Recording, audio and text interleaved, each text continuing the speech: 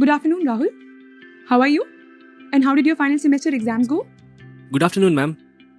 My exams went well, ma'am. Thank you. That is great, Rahul. So, have you started applying to any jobs? Yes, ma'am.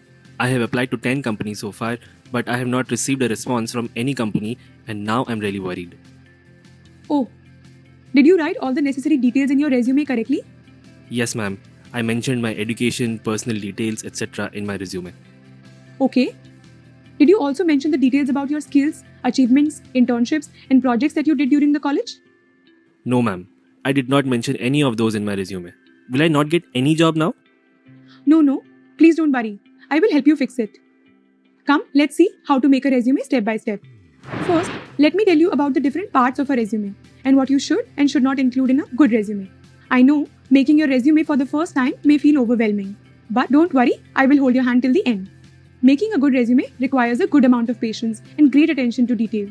And unless you are a creative person who enjoys designing resumes, the whole process may feel a bit tiring and even boring to you. But the good news is that you have to make a great resume only once in your life. After that, you can always edit or add more details and use it for the rest of your career. So, think of it as a one-time investment that will bear fruit for you for the rest of your career. Isn't that great? Alright, let's start and see what makes a great resume. Look at this template resume. Doesn't it look neat and clean?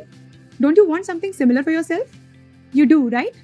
Okay, let's learn what are the different things that go into making a resume this neat and clean. The first thing that you notice in this resume is the heading section. And what all does it contain? It contains your name, contact details such as your phone number and email ID, your portfolio link such as GitHub, Play Store account, your Behance portfolio, or even your LinkedIn profile. But one thing you should keep in mind is to make sure that the heading section does not look cluttered. So, if you have more than one portfolio link to share on your resume, then you can make a separate section for them instead of putting all of them in the heading section. Now, what are the things you should keep in mind while making the heading section of your resume? First thing, you should always use a professional email ID, such as firstname.lastname@gmail.com. It looks professional and creates a good impression. So, what is an example of an unprofessional email ID? Something like this or this. I'm sure most of us would have made at least one email ID like this at some point in our life. But please do not use it on your resume. It does not give a very good impression. Finally, do not include a photograph of yours in the heading section. Some students do it, but it's completely unnecessary and never required, unless the company has specifically asked for it. Alright? Many people also mention their age and gender in the heading, though it's not advisable to write such personal information, unless the company has again specifically asked for it in the job description. Let's look at what's next. The next section is your education details. And what all does it contain? It contains all your educational qualifications from 10th standard onwards. It should include the time period, name of the institute, name of the degree, and your academic performance. Let's see what are the things you should keep in mind while making your education section. Always mention the details in reverse chronological order. What do I mean by that? You should mention the most recent details first. For example, if you are pursuing a BTech, then mention your BTech degree at the top, the 12th afterwards, and followed by 10th standard. While mentioning your degree academic performance, do not mention semester-wise academic performance. The aggregate of your CGPA percentage is enough. Why, you might ask? Because it unnecessarily makes your resume look cluttered and messy. Similarly, do not mention all the subjects that you have studied in your graduation in your resume. If need be, mention only the subjects which are relevant to the job profile that you are applying for. Do not mention all of them. Next up is internships or work experience. And this is the most important section of your resume. If you have done internships before, that is a practical proof in front of an employer that you have the skills and can do the job, which is why it is important to do a good job of writing this section.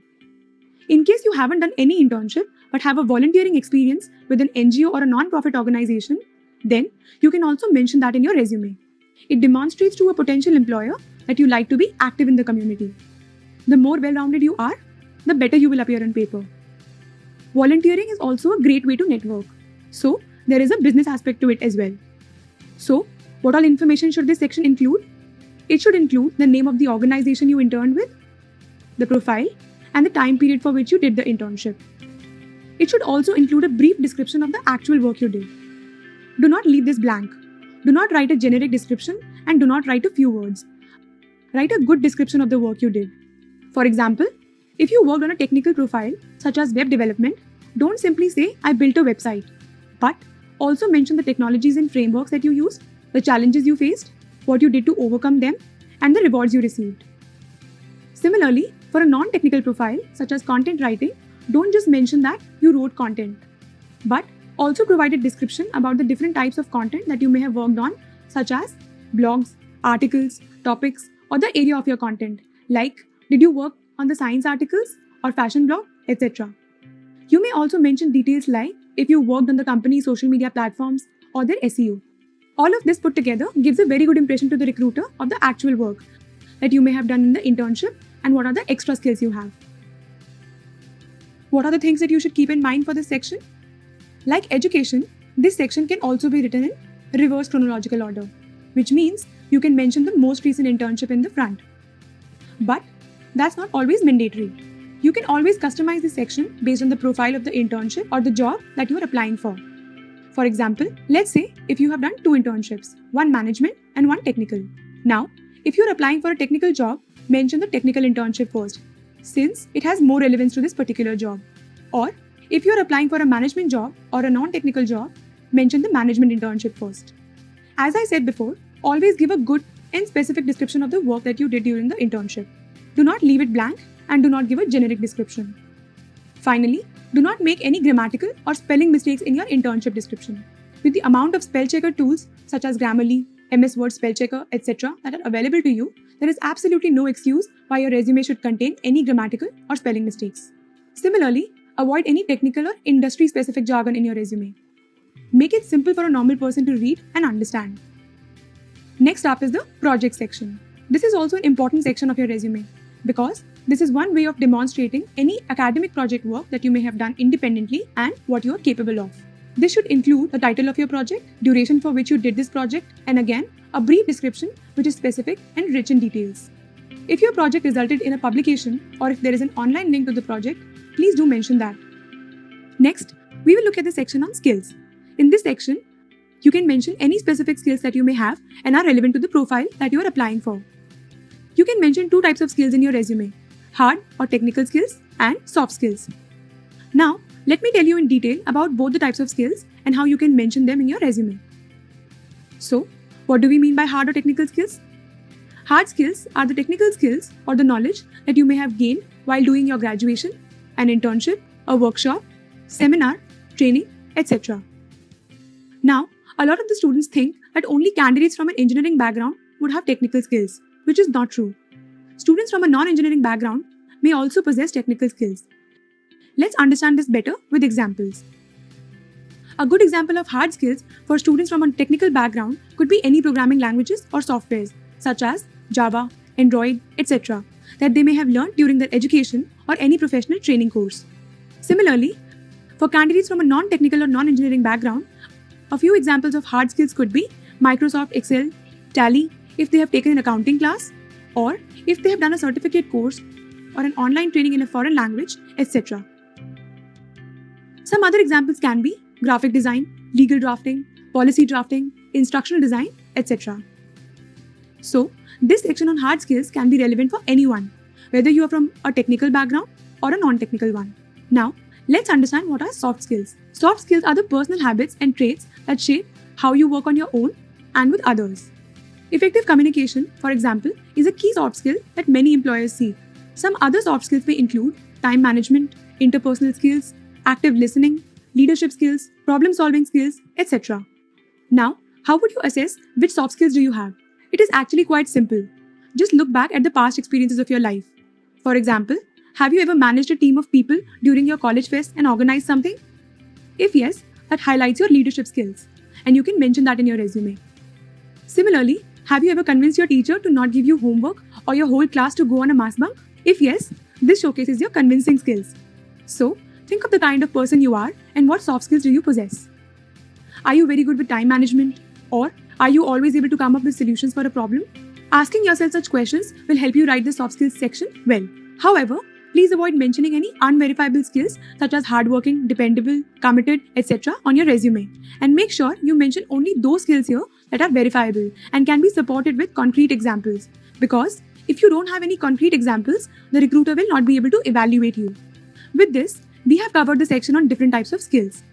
Now, let's go back and have a look at our resume.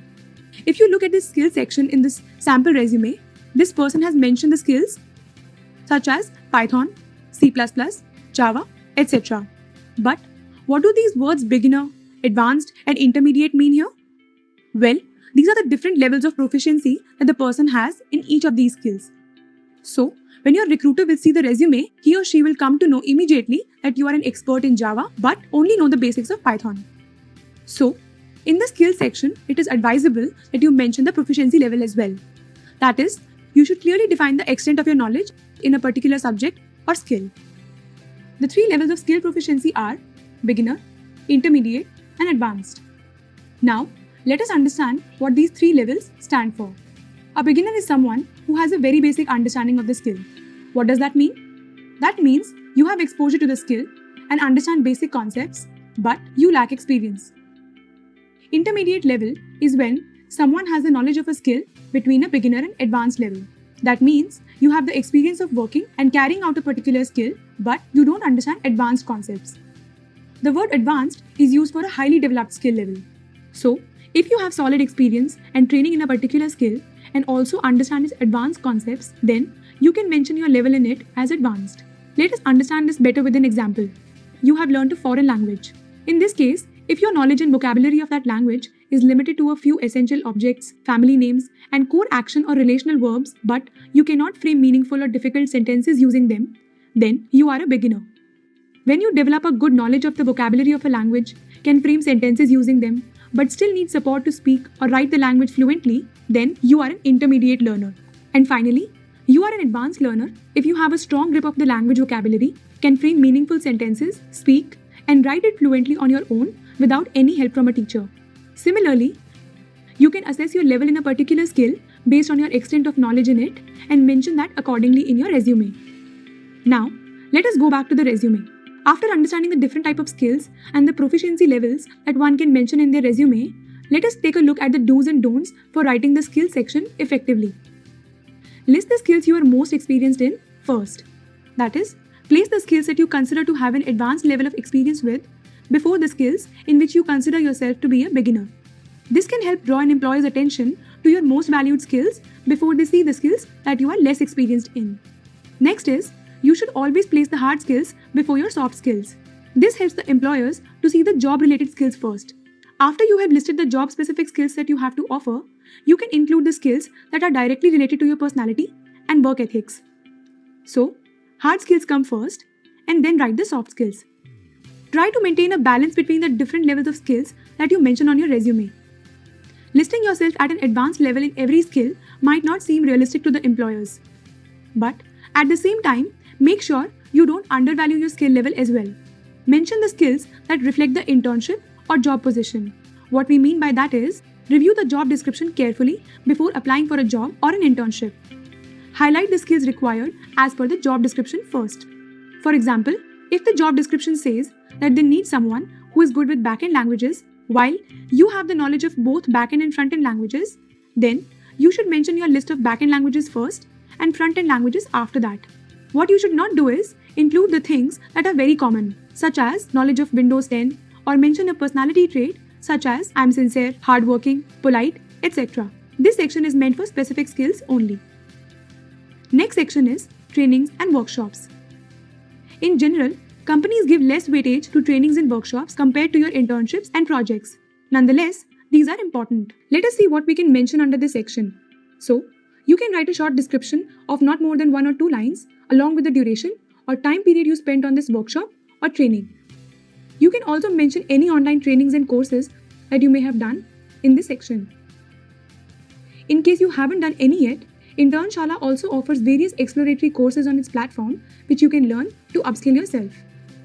So, what are the do's and don'ts we should keep in mind while writing this section? What you should definitely avoid is filling this section with too many irrelevant or short duration workshops which were only for a day or half a day. As I said before, this doesn't really add a lot of weight to your resume. Like internships or projects, you can mention these things in reverse chronological order or customize them as per the internship or job-specific requirement that you are applying for. Next up is awards and achievements. In this section, you can mention all the major achievements such as awards received, competitions won, or major positions of responsibilities that you may have handled or any academic distinction that you may have received. This section is meant to highlight all the achievements of your life till date. But again, do not mention insignificant achievements that are really old or of school days. Let's say, for example, if you are applying to a technical profile such as mobile app development, in that case, if you had won a skating championship in your school when you were in class 8th or 9th, it may not add any value to your resume.